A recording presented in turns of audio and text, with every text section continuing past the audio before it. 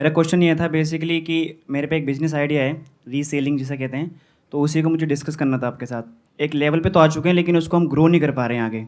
किस चीज़ की रीसेलिंग करते हो आप? बेसिकली हमने नीश पकड़ी थी वुमेन क्लोथ्स के लिए और हमें एक अच्छे सेलर्स भी मिल चुके थे, क्योंकि सप्लायर्स का सबसे बड़ा मैटर रहता है इसमें, क्योंकि कस्टमर जैसे तैसे आ तो जाता है एडवर्टाइजमेंट के संग, लेकिन वो सीओडी मांगता है, कैश ऑन डिलीवरी। तो हमने काफ़ी रिसर्च के बाद कुछ ऐसे सेलर भी ढूंढे जो सीओडी अवेलेबल करा रहे हैं।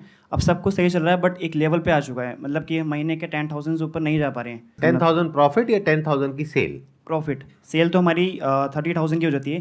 किस तरह के क्लोथ्स होते हैं आपके उसमें जो आप सेल इसमें करते हम हैं? नॉर्मली जैसे कि कैजुअल हो गए, और ये डिपेंड करता है सीजन वाइज भी। जैसे अभी होली आ रही है तो हमने वाइट कपड़ों को ज़्यादा प्रेफरेंस पर रखा है, क्योंकि होली आती है तो उसके अकॉर्डिंगली तो वो डिपेंड करता है। तो आप ऐड भी उसके हिसाब से चेंज करते रहते जी हैं? बिल्कुल। उसमें ऐड वगैरह में हम सबसे हाईलाइट ये करते हैं कि हम कैश ऑन डिलीवरी दे रहे हैं। ऑर्डर आने के बाद काफ़ी कस्टमर को ये इशू रहता है कि रिटर्न कर दो, तो सप्लायर भी डिपेंड करते हैं कि वो रिटर्न पॉलिसी दे रहे हैं या फिर रिप्लेसमेंट पॉलिसी दे रहे हैं, उसके अकॉर्डिंग। काफ़ी बार कस्टमर कहते हैं कि हमें एक्सचेंज करना है, रिटर्न नहीं करना है, बट सप्लायर के पास होता नहीं है, तो एक ये भी इशू आ जाता है। तो मुझे वही क्वेश्चन था, उसको हम ग्रो कैसे कर सकते हैं, या फिर इसका कोई विज़न है भी या नहीं है। तो आप ड्रॉप शिपिंग के थ्रू कर रहे हो क्या इसको? कि फॉर एग्जांपल हमारा क्या रहता है कि हमने बेस्ट क्लॉथ ढूंढ लिए, मान लीजिए 199 में। उसके बाद हमने इंस्टाग्राम पर पोस्ट डाली, और जो बेस्ट पोस्ट हमें लगती है तो स्टोरी डालते हैं, तो स्टोरी के अकॉर्डिंग हम बहुत सारे आउटलेट डाल देते हैं जिस पे ज़्यादा लाइक आते हैं, उसी के ऊपर हम ऐड चला देते हैं। तो वहाँ पर थोड़ा सा हमें इशू क्रिएट रहता है। आप ये काम कब से कर रहे हैं? अभी 6 महीने ही हुए हैं बेसिकली। दूसरी चीज़ ये है कि हमने सोचा कि ऑनलाइन बिजनेस तो काफ़ी सारे हैं, ज़्यादातर यूट्यूबर वगैरह, तो हमने ये रीसेलिंग का ज़्यादा अच्छा लगा हमें। इसमें सबसे अच्छी चीज़ क्या है कि हमारे पे स्टॉक नहीं रखना है, हमें कुछ वेयर हाउस नहीं है कुछ, बस हमें बेस्ट प्रोडक्ट चूज़ करके उसका एडवर्टाइजमेंट चलाना है और कम से कम मार्जिन अपने रखना है, जिससे कि कस्टमर को भी ज़्यादा इशू ना रहे। आप कहीं से माल खरीद करके नहीं बेच रहे हैं, आप ये कह रहे हैं कि कोई सेलर है जो उस प्रोडक्ट को भेज रहा है कस्टमर के पास में और सीओडी भी वही दे रहा है। बिल्कुल। तो ऐसा कौन सेलर है, क्योंकि ये तो ड्रॉप शिपिंग बिजनेस मॉडल में होता है, यूजुअली सेलर्स ऐसा नहीं करते हैं। तो that is my question to you कि do you have a seller जिसकी अपनी मैन्युफैक्चरिंग है, या होलसेलर है, रिटेलर है? कौन है ये सेलर? यूट्यूब से मिल गया, फेसबुक वगैरह पे ग्रुप होते हैं, वहाँ से मिल गया। Got it. तो अब आप क्या कर रहे हो, आप बेसिकली जो इन मार्केट प्लेसेस पे ऑलरेडी सेलर्स हैं उनको आपने कॉन्टैक्ट किया, और उनको कॉन्टैक्ट करके उनमें से कोई एक सेलर है वो एग्री कर गए इस बिजनेस मॉडल के लिए, जिसमें आप क्या कर रहे हो, आप लीड्स लेकर के आ रहे हो through advertising on Instagram and Facebook. वहां से आपके पास में लीड्स आती हैं, जब वो बोलते हैं हाँ हमको परचेज करना है, तो वो आप लीड एज इट इज उनको फॉरवर्ड कर देते हो। तो क्या इसमें एक बहुत बड़ा फ्लॉ आपको नजर नहीं आ रहा है कि जब दोबारा फ्यूचर में उस कस्टमर को कुछ परचेज करना होगा तो वो डायरेक्टली उनके पास जाएगा ना? दिवाली पे वो जो सेलर है वो अपना ग्रीटिंग कार्ड उनको भेजे, ये मेरा ऑनलाइन स्टोर है, यहाँ पे मेरी ये कलेक्शन है, अगर आप ये कूपन कोड यूज करते हैं तो आपको 200 रुपए का डिस्काउंट मिलेगा। बिल्कुल बिल्कुल। तो वो करने से उनको कौन रोक रहा है? तो ये एक बहुत बड़ा फ्लॉ है इस बिजनेस मॉडल में, आप ध्यान से समझिए। बिजनेस क्या होता है कि एक कस्टमर आपके पास में आया, जिसको एक्वायर करने में आपने कुछ पैसा इन्वेस्ट किया, एडवर्टाइजिंग में या किसी भी तरीके से उस कस्टमर को अपने तक लाने में, कन्वर्ट करने में। उसके बाद में वो कस्टमर बार बार आपके पास में आया, प्लस आपको वर्ड ऑफ माउथ मिला, यानी कि उस कस्टमर ने औरों को भी रिकमेंड किया। अगर ये दो चीजें हैं तो बिजनेस लंबा चलने वाला है, नहीं तो बिजनेस फेल होने वाला है। जैसे आप कह रहे हैं कि 30,000 रुपए महीने की हम सेल करते हैं, 10,000 का प्रॉफिट होता है, तो एड में आप कितना पैसा लगाते हो? ऑन एन एवरेज 5,000 या 6,000। मतलब डेली का आपका जो बजट है वो 200 रुपए के आसपास है? बिल्कुल। 200 रुपए लगा के कितने लोग आते हैं आपके पास में? उसमें 20 आ जाते हैं, मतलब 20 लोग आ जाते हैं व्हाट्सएप पर, जिससे कि हम उनको कॉल करके कन्विंस करके हम 10 या 11 कर लेते हैं। 20 में से 10-11 कर लेते हैं? बिल्कुल, क्योंकि मतलब 50% की कन्वर्जन रेशियो है? जी बिल्कुल। इतनी ज्यादा कैसे है? क्योंकि अमाउंट बहुत कम है वहाँ पर। कितना है अमाउंट? मतलब 199 रहता है हमारा मैक्सिमम, मतलब मिनिमम 150 भी चल जाता है, कभी कभी 149 भी चल जाता है। और इससे पहले हमने एक डील चलाई थी 99 में। 149 में आप ये सेल करते हैं, लेकिन अभी उस सेलर के थ्रू करते हैं, तो एंड में हाथ में काट पीट करके कितना आता है महीने का? नहीं, स्टार्टिंग में वही है कि आपके पार्टनर भी आपके साथ में है? बिल्कुल। आप बताइए। एक्चुअली ये जो 30,000 है ये फिक्स नहीं है सर।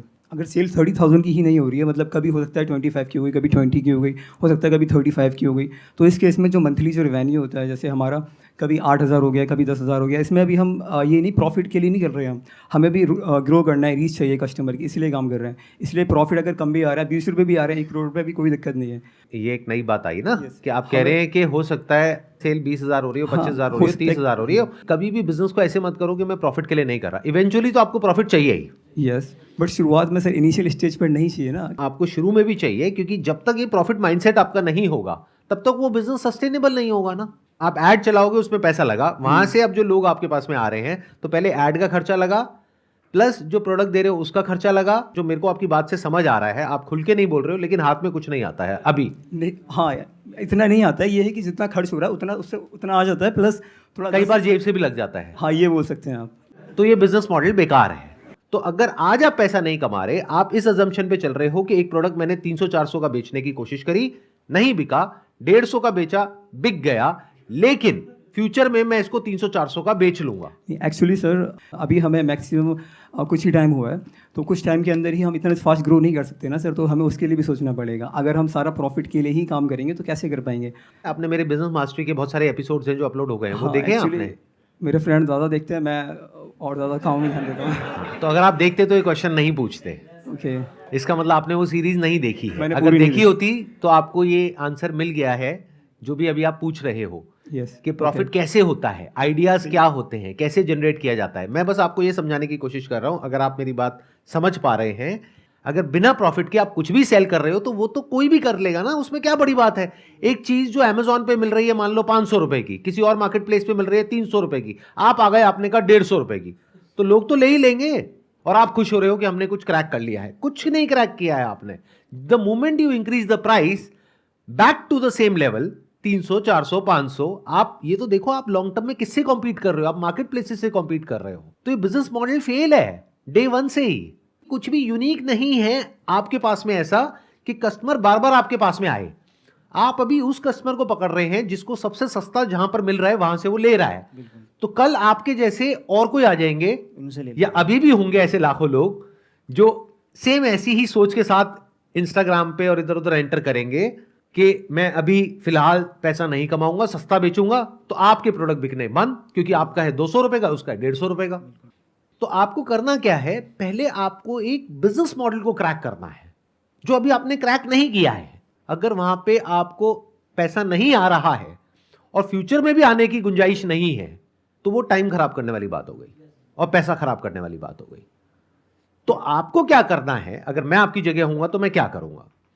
पहले तो ये समझना है कि इसमें कुछ भी यूनिक नहीं है जो आप कर रहे हो, लेकिन ये जो आपने किया पिछले 6 महीने से, यहां से कुछ तो समझ आ गया है। तो ये एक्सपीरियंस पूरी तरह से वेस्ट नहीं हुआ है, बशर्ते कि आप इसको एनकैश कर सको सही तरीके से, सही दिमाग लगा करके। सिंपल वे में बोला जाए तो सबसे कम पैसा किस ऐड में लगा और सबसे ज्यादा सेल किस ऐड से हुई। अब आपको मार्केट में जाना है और जा करके उस प्रोडक्ट को एक्चुअल में ढूंढना है कि वो प्रोडक्ट कितने का मिल रहा है। अगर आप 150 का बेच रहे हो और कोई होलसेलर है जो आपको 125 का दे रहा है, तो ये बिजनेस मॉडल बेकार है। बट मान लो अगर वो प्रोडक्ट आपको 50 रुपए का मिल जाता है और आप 150 का बेच रहे हो, तो ये जो सेलर के थ्रू आप कर रहे हो, पहले तो उसको बीच में से हटाओ, क्योंकि उसके पास में आपके कस्टमर्स का डेटा जा रहा है। सिर्फ उस एक प्रोडक्ट के बेस पे पहले एक बड़ा बिजनेस मॉडल खड़ा कर दो। आपको ये फिगर आउट करना है कि पिछले 6 महीने में आपका हीरो प्रोडक्ट कौन सा है।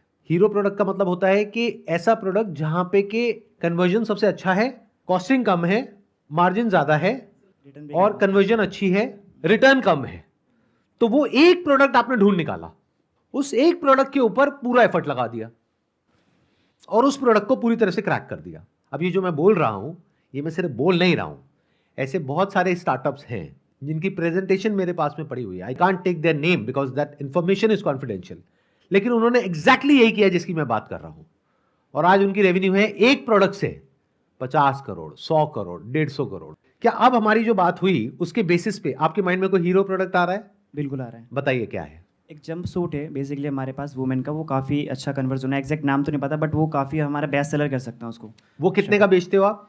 299 का था और वो हमें पड़ रहा था 150 का, 150 का सेलर के थ्रू। सेलर के थ्रू। अब वो ऑफलाइन, अब अगर आप सेलर के थ्रू ना जाओ, डायरेक्ट एक होलसेल मार्केट में चले जाओ या डायरेक्ट किसी मैन्युफैक्चरर के पास चले जाओ और उनसे इकट्ठे 50 पीस उठा लो, और हम कम तो प्राइस और कम मिल जाएगा। बिल्कुल मान लो 100 रुपए का मिल जाएगा। बिल्कुल। और कितने का बेचोगे आप?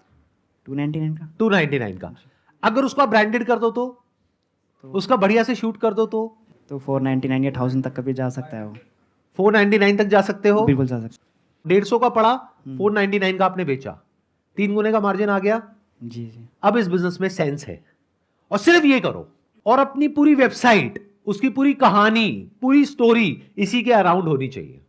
मतलब अपने आप को आगे रखने की बजाय आपकी फैमिली में कोई ना कोई फीमेल होगी, जी उनको आगे रखो, क्योंकि तभी वो कनेक्ट करेंगे। क्योंकि जो आपकी टारगेट ऑडियंस है, दिस इज फॉर फीमेल्स, तो फीमेल्स तभी कनेक्ट करेंगी जब पीछे इस ब्रांड के कोई फीमेल है जो ये बता रही है कि ये मैं क्यों कर रही हूं, उसके पीछे की मेरी वजह क्या है, इस ब्रांड को बनाने की कहानी क्या है। You could be one of the को फाउंडर्स, मेन फेस उनका होना चाहिए। जी जी